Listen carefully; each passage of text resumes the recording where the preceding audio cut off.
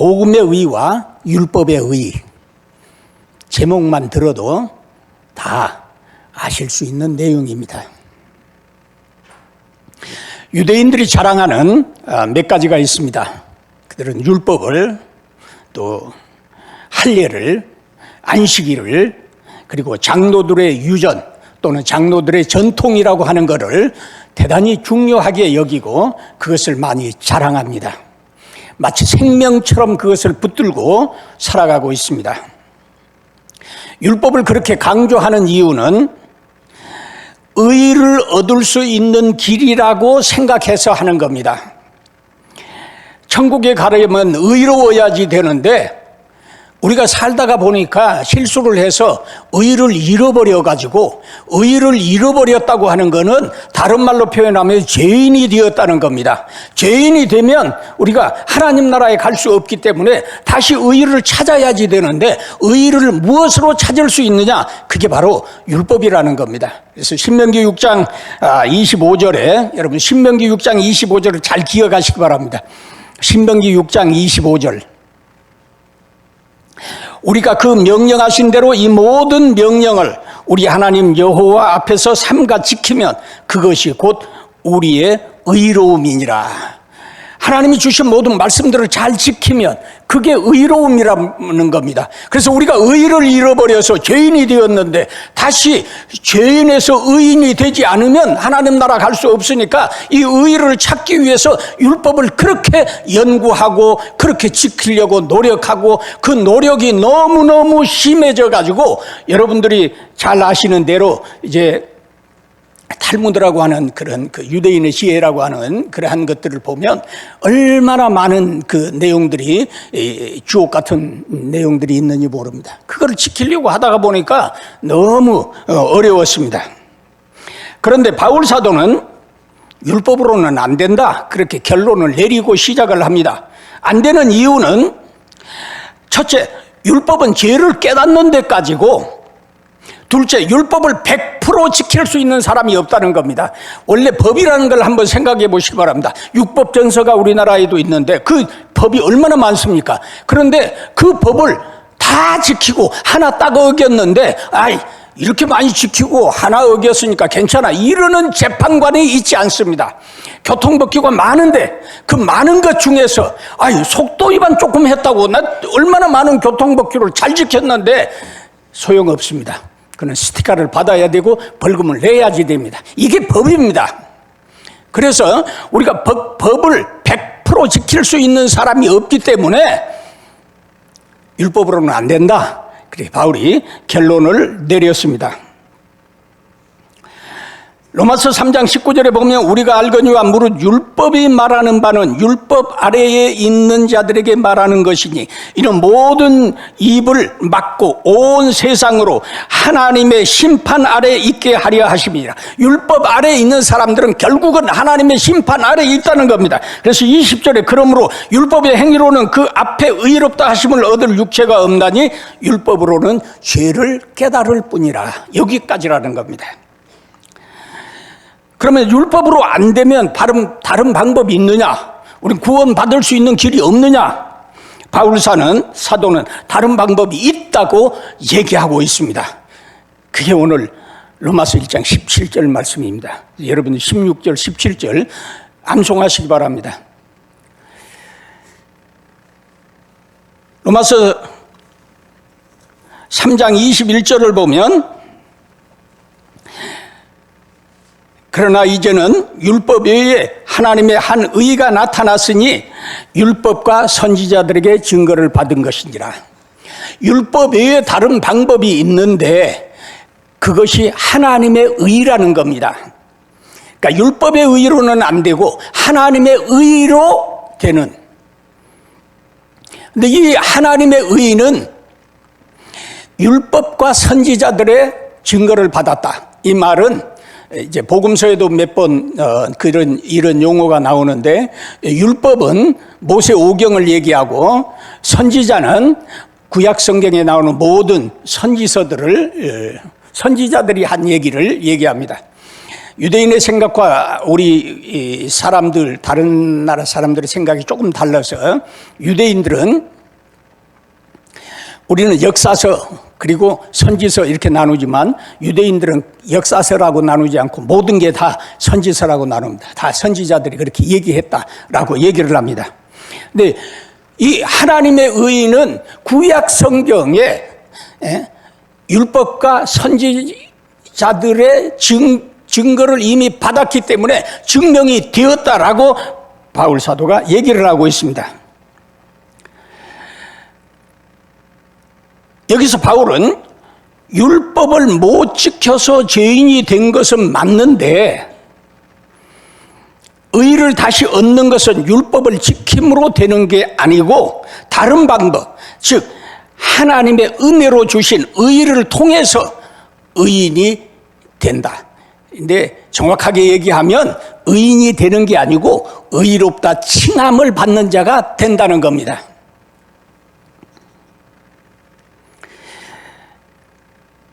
율법을 잘 지켜도 안 되는 이유를 설명하기 위해서 바울은 1장 17절 이하에 이제 18절에서부터 쭉 죄와 죄의 열매를 구별하는 얘기들을 먼저 하고 있습니다. 여러분, 사과나무와 사과가 다르듯이 죄인이기 때문에 죄에서 죄의 열매, 살인하지 말라, 도적질하지 말라, 간음하지 말라 하는 죄의 열매들이 나오는 거지, 이 살인, 이게 죄. 물론 죄, 이렇게 하면 죄의 열매니까 이걸 잘 구분하셔서 이해를 하셔야지 됩니다. 사람이 죄를 짓는 것은 죄인이어서 죄를 짓는 것이기 때문에 죄인이 변화되어서 의인이 되어야지 죄의 열매인 살인 하나 띄었다고, 죄의 열매인 거짓말 하나 띄어냈다고 그 사람이 의인이 되는 게 아니라는 겁니다. 여러분, 사과나무에서 사과 다 따버려도 시간 지나면 다시 사과 열리고, 죄인이 모든 죄 다 회개해도 조금 시간 지나면 또 죄 짓는 거라는 겁니다. 그래서 바울은 죄의 열매를 따려고 하는 그 노력, 율법을 지키려고 하는 그 노력을 하기보다는 사람 자체가 바뀌어야지 된다는 겁니다. 의인이 되어야지 된다는 겁니다.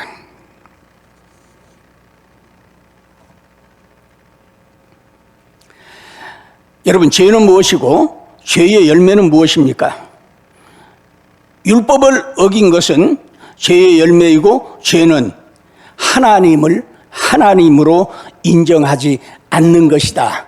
바울이 1장 21절에서 얘기를 하고 있습니다. 하나님을 하나님으로 인정하지 않는 것, 이게 죄라는 겁니다. 그래서 죄인이 된 겁니다. 그러면 하나님을 하나님으로 인정하는 사람으로 바뀌어지지 않으면 아무리 회개를 해도, 죄의 열매를 따버려도 또다시 죄를 짓게 된다는 겁니다.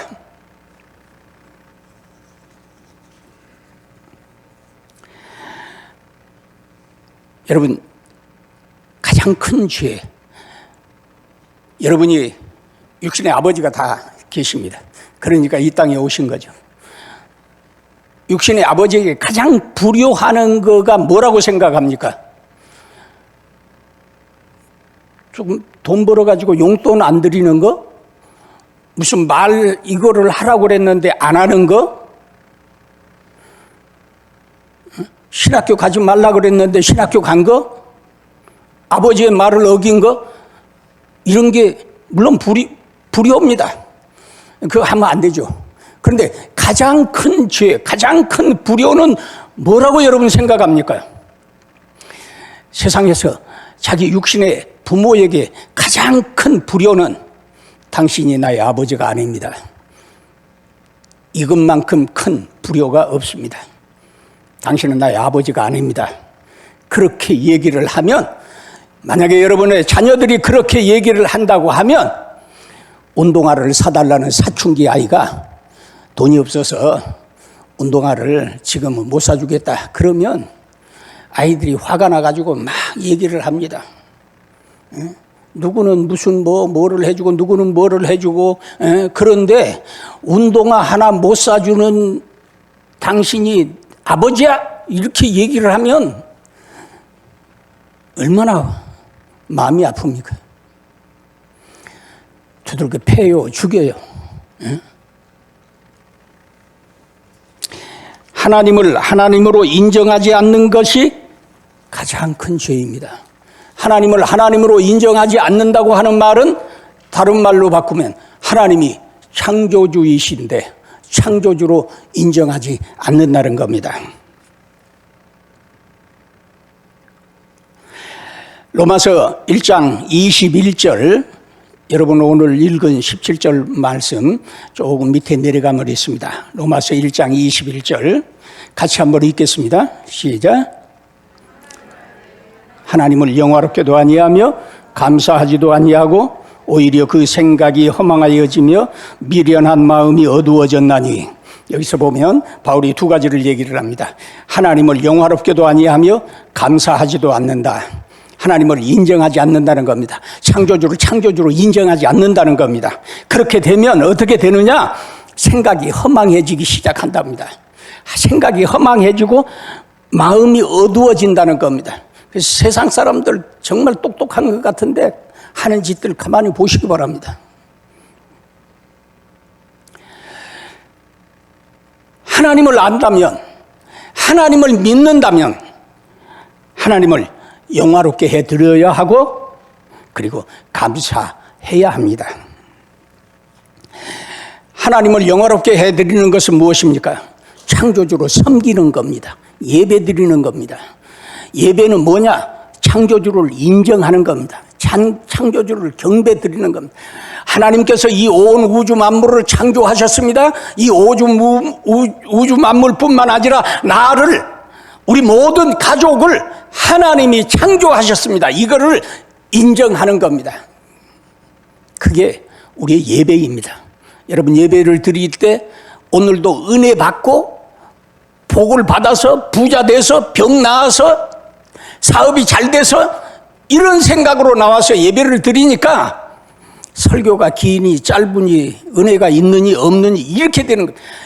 여러분이 하나님 앞에 예배 드리러 나오면 하나님이 이 우주 만물을 창조하신 창조주, 나에게 생명을 주신 아버지입니다. 이거를 확실하게 고백하는, 다시 한번 세상에 살다 보니까 물질만 쳐다보고 세상 사람들만 쳐다보다가 그걸 잃어버리고 살았습니다. 다시 한번 주님 앞에 나와서 예배를 드리며 하나님이 하나님이시오, 우주 만물을 창조하시고 다스리시고 섭리하시는 분이심을 고백합니다 하는 이 마음을 정리하고 그리고 또 세상에 나가서 살아야 합니다.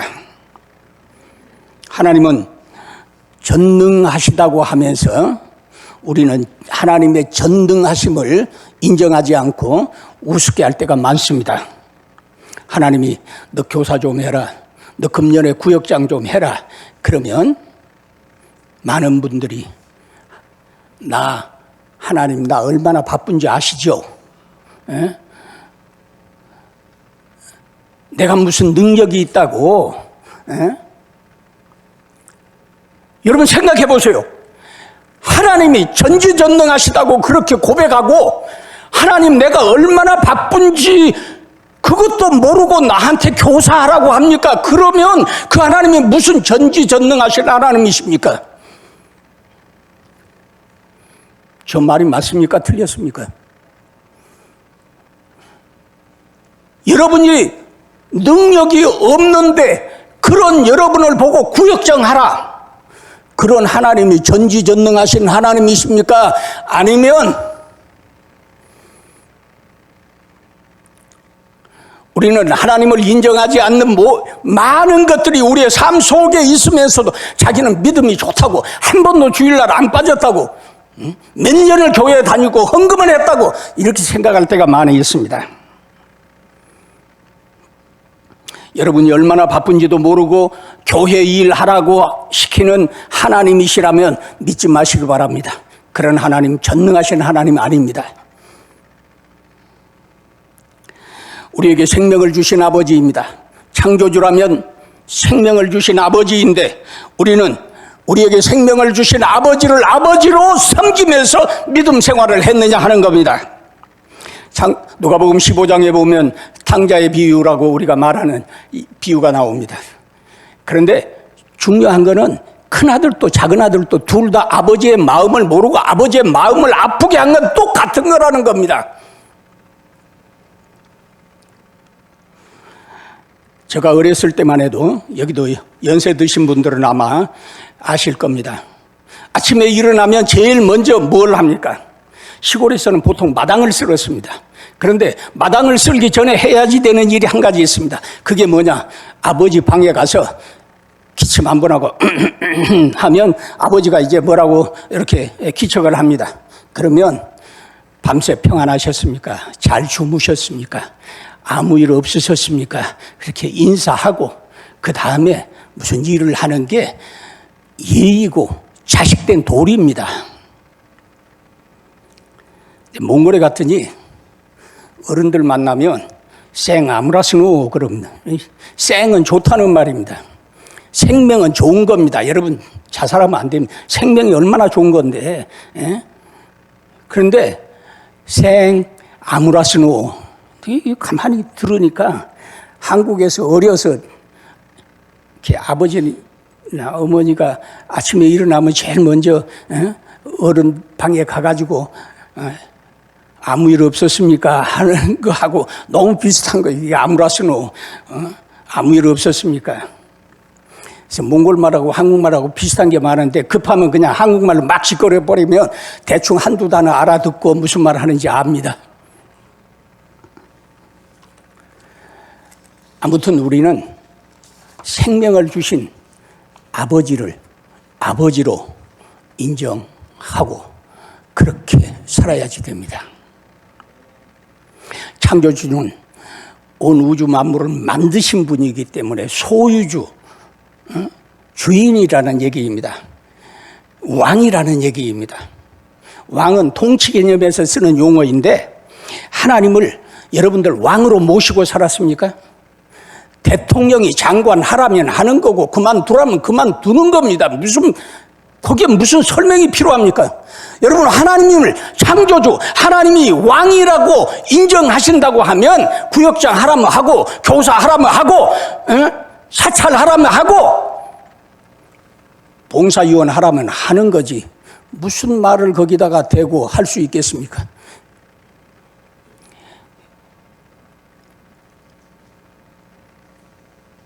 창조주라면 당연히 아침마다 인사드려야 합니다.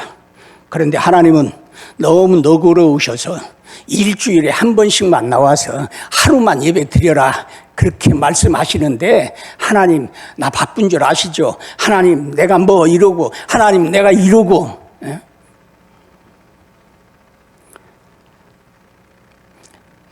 그렇게 신앙생활하면 안 된다는 겁니다. 우리가 주님이 이 땅에 오심을 기념한다고 대림절 여러 가지 행사를 준비하고 대림절 주님이 이 땅에 오심을 기다린다고 하면서 경건하게 지난다고 하면서 실제 우리의 믿음을 오늘 말씀에 비추어서 잘 돌아볼 수 있기를 원합니다. 행사가 중요한 것이 아닙니다. 그렇다고 행사하지 말라는 얘기 아닙니다. 그 행사를 통해서 여러분이 은혜를 받지 못하고 그 행사를 통해서 하나님 아버지를 영화롭게 하고 하나님 아버지께 감사하지 아니하면 그 행사는 필요 없습니다. 첫 번째는 영화롭게 해야 되고 두 번째는 감사해야 된다고 얘기를 하고 있습니다. 여러분은 얼마나 하나님께 감사드렸습니까? 11조를 바쳐야 합니까? 하나님이 나를 축복해 주신 것이 무엇이 있다고 내가 추수감사 헌금을 드립니까? 하나님은 돈을 좋아하시느니 안 좋아하시느니 하면서 여러분 헌금을 드리면 하나님 돈이 없어서 그러시는 분은 아닙니다. 여러분이 하나님께 감사하고 감사한 생활을 할 때에 피조물에 하나님을 섬기는 자로서의 그 어떤 삶을 계속 살아갈 수 있기 때문에 하라고 말씀하시는 것입니다. 여러분, 목이 마르면 우물에 가서 물을 마십니다. 우물에서 물값 내고 마셔본 적이 있습니까? 가게에 가서 물을 돈 주고 샀습니다. 내 돈 주고 샀으니까 내 물이다 그러면서 마음대로 마십니다. 여러분, 가게에서 물을 돈 주고 사서 마시지만 물값은 내신 적이 없습니다. 무슨 말이야? 내가 돈 주고 샀는데. 여러분이 돈 준 거는 물을 담는 병값이고 우물에서부터 여러분의 손까지 물을 갖다 준 배달료지 물값은 아니라는 얘기입니다.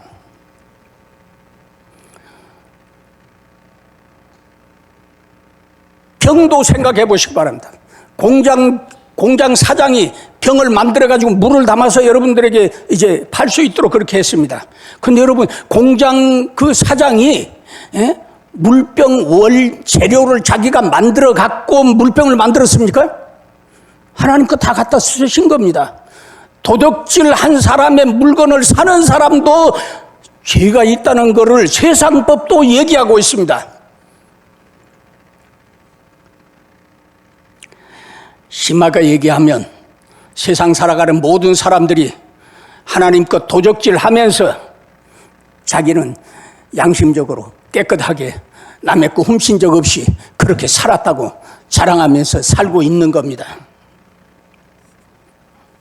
어머니 뱃속에 막 태어난 아이가 내가 무슨 나쁜 일을 했습니까? 근데요, 한번 생각해 보세요. 어머니가 하나님 거 훔쳐 먹었어요. 그리고 그 어머니 거를 자기가 받아서 태어났어요. 그 아이도 뭡니까? 어머니가 자기가 만들어 갖고 뭐 먹었습니까?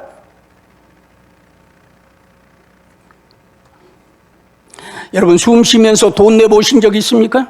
병원에 가보십시오. 산소통 얼마나 비싼지 아십니까? 여러분, 마음대로 땅에 집 짓고 살고 마음대로 서울 시내 어디 대한민국 전국을 밟고 다니면서 한 번이라도 돈 내보신 적이 있습니까? 그러면 우리가 도적질 안 하고 어떻게 세상을 살아갈 수 있습니까? 쉽습니다. 어떻게 그게 쉽습니까? 아들이 되면 됩니다. 여러분 아들이 여러분 집에 들어와 가지고 냉장고 열고 우유 꺼내서 확 마시면 더 먹어라 그러지. 야, 이 도둑놈아, 내가 돈 주고 사다 놨는데 네가 왜 먹어? 그렇게 얘기합니까? 아들이 되면 도적질 안 하고 살 수 있습니다. 그래서 아들 되는 법을 예수님이 가르쳐 주셨습니다. 요한복음 1장 12절 잘 암송하시고 잘 외우시기 바랍니다. 하루에도 몇 번씩 얘기하고. 네, 여러분, 아들이 집에 와서 자기 집이니까 그 마음대로 먹고 마음대로 돌아다닙니다. 그런데요, 한 가지를 여러분이 애들이 태어날 때부터 가르쳐야지 될 게 있습니다. 뭐냐? 뭘 주면서 아이가 먹으면 아이 잘 먹는다, 너무 이쁘다, 더 먹어라 이러고 키우니까 사춘기가 되면 네가 내 아버지니 아니니, 신발을 사줬느니 안 사줬느니, 뭐 머리에 무슨 염색을 하게 해줬느니 안 해줬느니 이런 얘기하는 거지. 태어나서부터 젖 물릴 때 하나님이 주신 거야, 감사하고 먹어, 이렇게 하고 가르쳐야지 됩니다.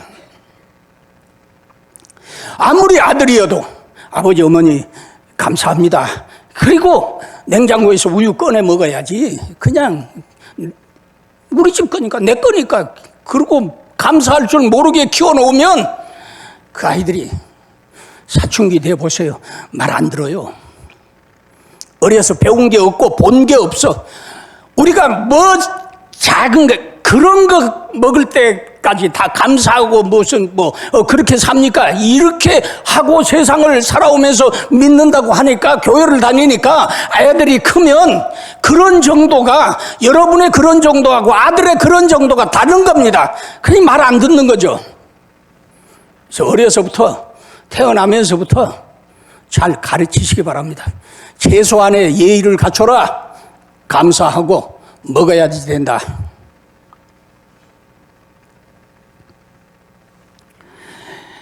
영화롭게 아니하고 감사하지 아니하면 사람이 어리석게 되는데 그때부터 사람이 우상숭배를 하게 된다고 이제 22절에서부터 쭉 설명을 하고 있습니다. 우상숭배를 하면 하나님이 내버려 두신다. 그런데 내버려 두시는 것을 사도 바울은 세 가지를 얘기하고 있습니다. 24절, 26절, 28절에서 세 번이나 하나님이 우상숭배하는 자들 내버려 두신다는 겁니다. 우리 생각 같으면 그냥 확 다리가 부러지게 해가지고라도 그냥 이렇게 해줬으면 좋겠는데 하나님 그렇게 안 하세요. 물론 그렇게 하실 때도 있습니다. 근데 그렇게 하실 때는 사랑하는 아들이기 때문에 그런다는 것을 여러분들이 알고 감사해야지 됩니다. 그냥 내버려 두십니다. 내버려 두시는 거 세 가지인데 24절, 26절, 28절 시간이 없으니까 집에 가셔서 여러분이 잘 읽어보시기 바랍니다. 좀 찾아서 읽고 그래야 되는데 오늘 성찬 예식도 있어서 마음이 제가 굉장히 급합니다. 근데 24절, 26절에는 내버려 두시면 성적인 도착증으로 간다는 것을 얘기하고 있습니다. 28절에는 마음이 허망해져 가지고 여러 가지를 하는데 그 여러 가지 하는 거를 29절에서 21가지 죄를 쫙 바울이 얘기하고 있습니다. 치매 검사를 하러 갔더니 운전면허를 받는다 그랬더니 치매 검사하고 오라고 그러니 가봤더니 단어를 쭉 이렇게 몇 개를 해놓고 그중에서 방금 본 거 5개만 말해보세요, 6개만 말해보세요 이러고 치매 검사를 하더라고요. 근데 바울이 21가지를 그냥 편지 쓰면서 쫙 이렇게 쓴 거를 보면 그게 하나님이 내버려 두셔서 마음이 허망해져서 마음이 불안해서 우상숭배를 하고 우상숭배를 하는 사람들이 사는 그 삶의 열매라고 얘기하고 있습니다.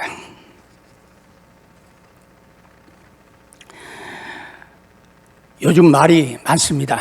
동성애가 죄냐 아니냐.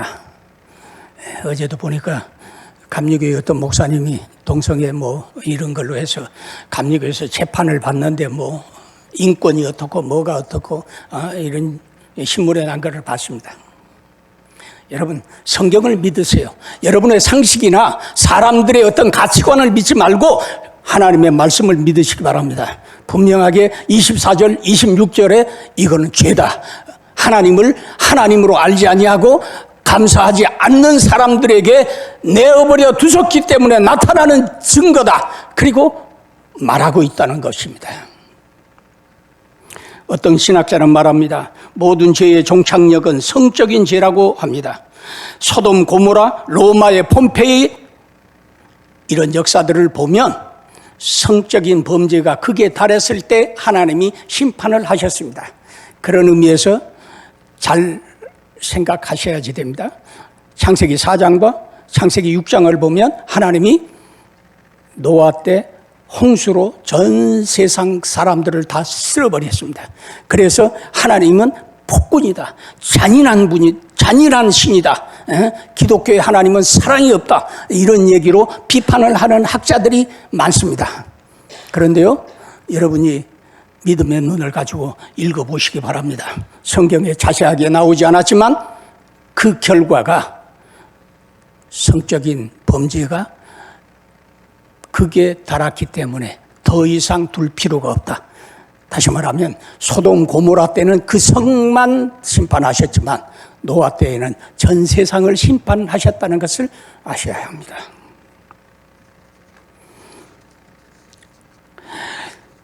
그래서 이제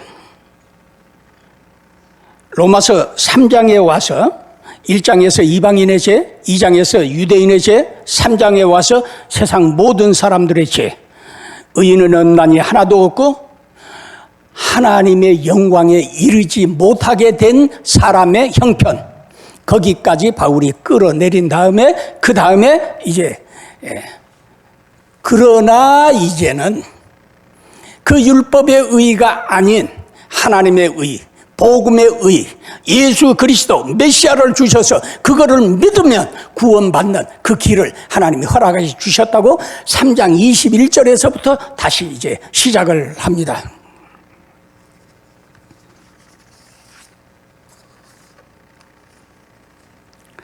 3장 21절에 이제는 그렇게 하는데, 원래 히브리어 성경에는 이제는 앞에 그러나가 있다는 겁니다.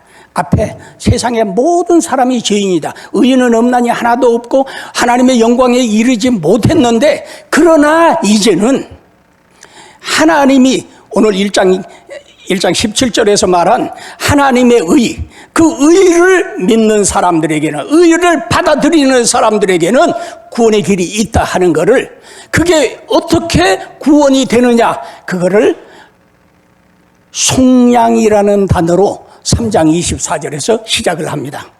속량, 속죄, 이런 단어는 우리 교회에서만 쓰기 때문에 세상 사람들한테 얘기하면 구속, 그러면 어디 경찰서 감옥에 들어가서 이렇게 얘기를 합니다. 그래서 쓰실 때 조심해야지. 세상 사람들은 이 속량, 구속, 무슨 이런 단어 잘 모릅니다. 잘 설명을 해 주셔야지 됩니다.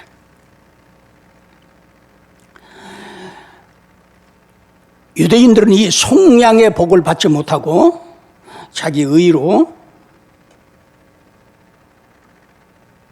복을 받으려고 헛된 노력을 한 것입니다. 유대인들이 예수 그리스도를 믿지 못하고 헛된 노력을 하게 된 이유는 메시아는 이런 분이어야 한다 하는 것을 구약 성경에 얘기해 놓은 게 4가지가 있습니다. 그런데 그 4가지 중에 한 가지라도 맞지 않은 메시아가 아니다, 유대인들은 그렇게 생각을 했습니다. 그래서 그 4가지가 뭐냐 하면, 첫째, 다윗의 후손이어야지 된다는 겁니다. 그러면 당연히 베들레헴에서 태어나야지 됩니다. 두 번째는 모세와 같은 선지자여서 하나님의 말씀을 하고 하나님의 능력을 행할 수 있어야지 된다는 겁니다. 세 번째는 엘리야가 먼저 와서 그 길을 예비해 주어야지 된다는 겁니다. 그리고 네 번째는 이사야가 예언한 표적을 일으켜야지 된다는 겁니다. 이사야서 35장에서 예언한 그 표적이 뭐냐? 맹인이 눈이 밝을 것이고, 못 듣는 사람의 귀가 열릴 것이고, 저는 자가 사슴같이 뛸 것이고, 말 못하는 자가 노래하는 그런 때가 올 거라는 겁니다. 그런데 예수가 메시아다고 그러는데 아무리 봐도 이런 게 오는 것 같지 않습니다. 그래서 바울이 얘기를 합니다. 믿으면 보인다는 겁니다. 너희들은 믿지 않기 때문에 이게 안 보인다는 겁니다. 이 말씀이 다 이루어졌는데 너희들이 믿지 않으니까 이게 안 보여. 나도 과거에 그랬어. 나도 너희들과 똑같았어. 근데 믿고 나니까 이게 다 성경에서 보이더라는 겁니다. 그리고 예수가 이 말씀에 합당하다는 게 깨달아졌다는 겁니다. 그래서 바울은 너희가 믿음이 없어서 그러는 것이니 예수 그리스도를 믿으면 위의 말씀들이 다 이루어졌다는 것을 알 수 있다. 그래서 로마서 1장 17절에 나오는 하나님의 의의는 복음이고 복음은 예수 그리스도이시고 이 복음은 믿음으로 받는 것이라고 얘기를 하고 있습니다. 예수가 내 죄 때문에 십자가에 죽으셨다는 것을 믿음으로, 다른 말로 하면 예수를 영접함으로 하나님의 의의가 내 안에 들어옴으로 내가 의롭다 칭함을 받게 되었습니다. 이렇게 생각을 해보시기 바랍니다.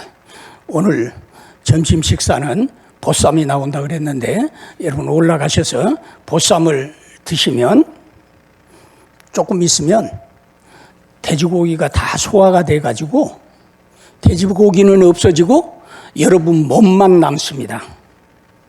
여러분이 예배를 마치고 걸어가면 동네 사람들이 돼지고기가 걸어가네 그렇게 얘기하지 않습니다.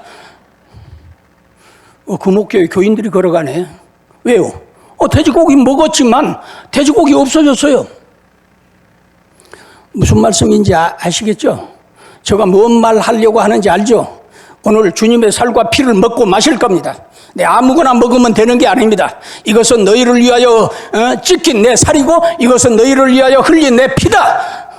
선포된 그 떡과 잔을 받아야지 됩니다. 주님은 생명이라고 요한복음 1장 4절에 얘기하고 있습니다. 주님 생명입니다. 우리의 사람들의 생명이라는 겁니다. 그 생명을 내가 먹었습니다. 그러면 내 몸이 생명으로 변한다는 겁니다.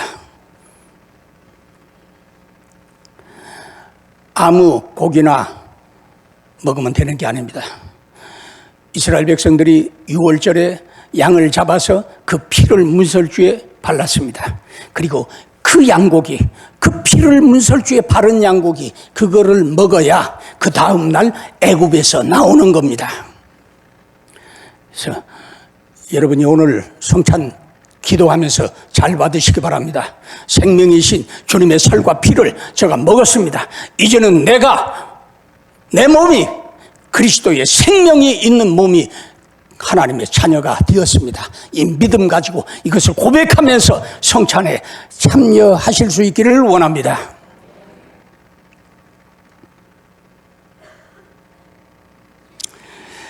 네, 성찬을 받는 사람들은 이 고백을 한 사람만이 받게 되어져 있는데 왜 그러냐면 거짓말로 고백하는 사람들이 있기 때문입니다. 그래서 걸러냅니다. 그 걸러내는 게 세례입니다. 세례 때 문답도 하고 교육도 하고 그리고 그래서 이 로마서 7장에 보면 세례를 그리스도와 내가 하나 되는 신비한 연합이다. 신비한 연합 세례가 그리스도를 영접하고 그리스도를 고백했기 때문에 내 죄를 위해서 십자가에 죽으셔서 3일 만에 부활하셨음을 믿습니다. 그래서 그 신비한 연합 신비한 비밀이 이루어지는 게 세례고 세례받은 사람들이 주님의 살과 피를 먹고 마십니다. 성찬에 참여하며 이제는 여러분들이 걸어갈 때에 교회에서 나가셨을 때 세상 사람들이 여러분을 보면 저기 이 장로가 걸어가네 이러면 안 되고 저기 그리스도가 걸어가네 이런 말을 들을 수 있는 여러분의 삶이 여러분의 믿음이 되어져야지 됩니다.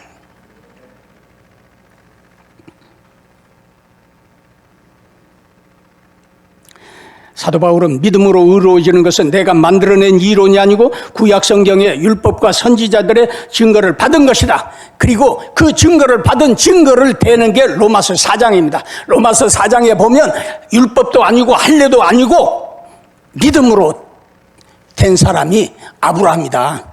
아브라함은 성경에 보면 하나님이 율법을 주기 전에 할례를 받기 전에 아브라함을 의롭다. 어떻게 의롭다고 얘기를 했습니까? 하나님의 말씀을 믿었기 때문에. 그래서 이제 로마서 4장에 아브라함과 다윗을 예를 들면서 믿음으로 의롭게 되는 것을 바울이 얘기하고 있습니다.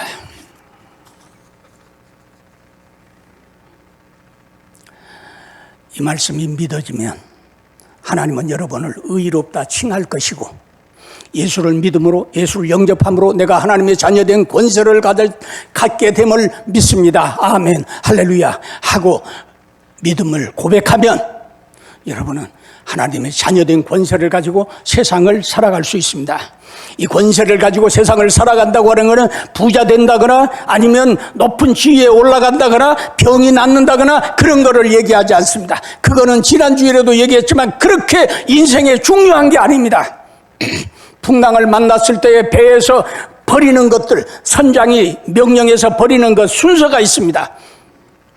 배에서부터 제일 마지막까지 버리지 않는 게 한 가지가 있습니다. 그게 뭡니까? 사람의 생명입니다. 그렇게 중요하게 여겼던 돈, 저 항구에 들어가면 이게 팔려서 돈이 돼가지고 내가 부자가 되고 그렇게 생명처럼 여기고 하던 거지만 풍랑을 만나면 선장은 하나씩 버리게 됩니다. 제일 마지막까지 버리지 않는 게 생명입니다. 이 생명을 붙드는 믿음을 가지실 수 있기를 원합니다. 예수를 믿어서 하나님이 주신 복, 그거는 생명이라는 겁니다. 예수 그리스도를 통해서 우리에게 다시 주신 이 생명이 있음을 기뻐하고 감사하고 세상을 살다가 보면 부자가 되지 않아도 고생 좀 해도 병이 좀 들어도 내 배에서 생수의 강이 흘러 넘치는 것은 전혀 관계없이 그런 승리하는 삶을 살 수 있다는 것입니다.